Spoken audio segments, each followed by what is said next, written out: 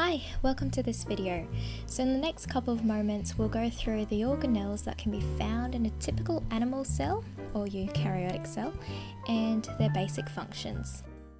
So our body's made up of millions of cells, and this is kind of what some of them look like under the microscope. So as you can see, they come in various shapes and forms. Here you've got our skin cells, our brain cells, neurons, our hair cells, our blood cells. So as you can see, they don't look alike on the outside, but on the inside they have very similar organelles that serve similar functions as well. So here we have a diagram of what's inside a typical eukaryotic cell. What we're going to do now is just go through each of these organelles and talk about them and their functions.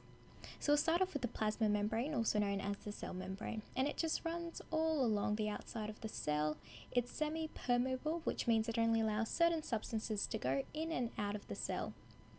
So up here we have these little protrusions outside of the cell membrane. These are called microvilli, and what they do is they increase the surface area of the cell and therefore help with secretion and absorption of substances.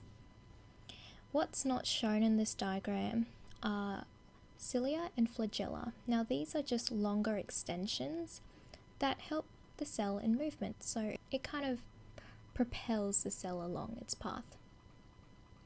So within the cell membrane there's this gel-like substance, and it's called cytoplasm, and it kind of just suspends all the organelles within the cell. Now the most obvious structure inside any cell usually is going to be the nucleus. So that's the round large structure towards the center of the cell. What it contains is DNA, which is our genetic information, and that's just really important for controlling the cell and its functions.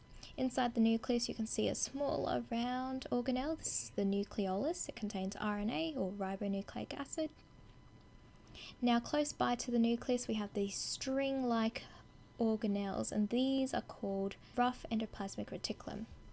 The reason why it's called rough endoplasmic reticulum, and this diagram actually doesn't depict this well, is that it has small tiny round structures called ribosomes attached to it, and its function is to basically just synthesize or produce proteins. These structures, on the other hand, are called smooth endoplasmic reticulum. They don't contain any ribosomes on them, hence the reason why they're called smooth endoplasmic reticulum.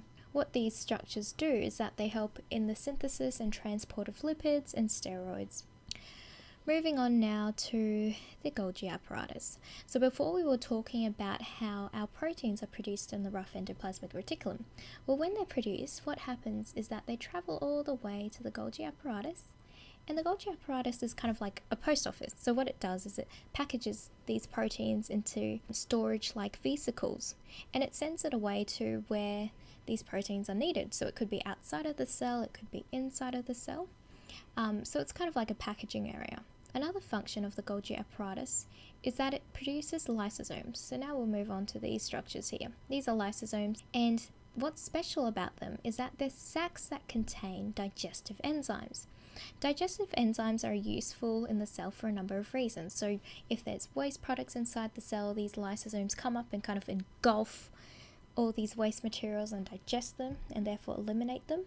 They also help with engulfing and getting rid of bacteria and viruses as well. So that's our lysosomes. Now moving on to these oval shape like structures called mitochondria, and mitochondria are very distinct from the other organelles because they have a double membrane, as we can see. And what mitochondria does is it helps with energy production. So when we eat food, our body can't naturally transform that into energy.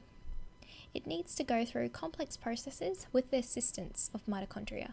So mitochondria converts the sugar that we eat, usually in the form of glucose, into ATP energy so that our body can function for things like digestion or moving around. These structures up here are called centrioles. They come in pairs. They're made up of microtubules, which, as the name suggests, are just tubes, and they help to build flagella and cilia, which I talked about before, was the extensions out of the cell membrane that helps with cell motion. These centrioles also play an important role in cell division as well. Now what's not labelled in this diagram but is relatively important is the cell cytoskeleton. Now the cytoskeleton is just a network of fibres and tubules running throughout the cell. It provides support for the cell, and it also assists in transport of materials all around the cell and also cell division. So that's a brief overview of all these organelles that you find in a typical cell and their functions. So now it's your turn. So here's a diagram depicting what's inside a typical eukaryotic cell. I want you to go back if necessary to look over some of the things we've just discussed, because I know that this might be new information and there's heaps of words thrown at you. So pause the video, have a go, get as much filled in as you can, and we'll go through it in the next slide. Okay, so here are all the answers. Hopefully you got most of them correct. Let's go through them now. So here's the cell membrane surrounding the cell. Inside you've got the fluid-like structure called cytoplasm, which suspends all our organelles. Right inside the center of the cell, smack bang in the middle, we've got the large nucleus. Inside it, a smaller round structure called the nucleolus. Nearby the nucleus here, we have these string-like structures. As we can see, this one here is pretty smooth. So this is called smooth ER. Okay, it doesn't have those round structures attached to it like this one. So this is called rough ER.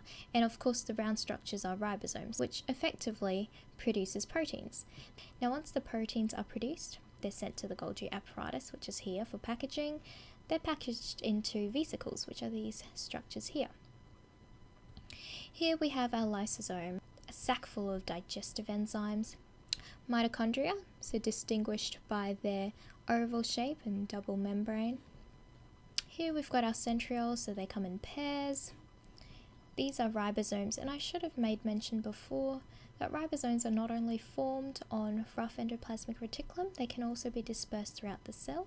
The structure up here, pinocytotic vesicles, you just have to know that as vesicles, which means they're just sacs that store material. And microtubules, so we did briefly mention about this.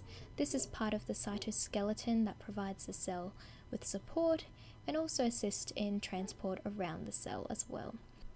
And that's it. That's pretty much all the organelles inside the cell and a brief overview of their functions. Now I know that there are lots of words thrown at you and that there's a lot of content in this particular area of biology. In order to memorize all these, I would suggest to go through the video maybe a second time or a third time, stop and pause where you need to, maybe relabeling some of the diagrams and just see how you go.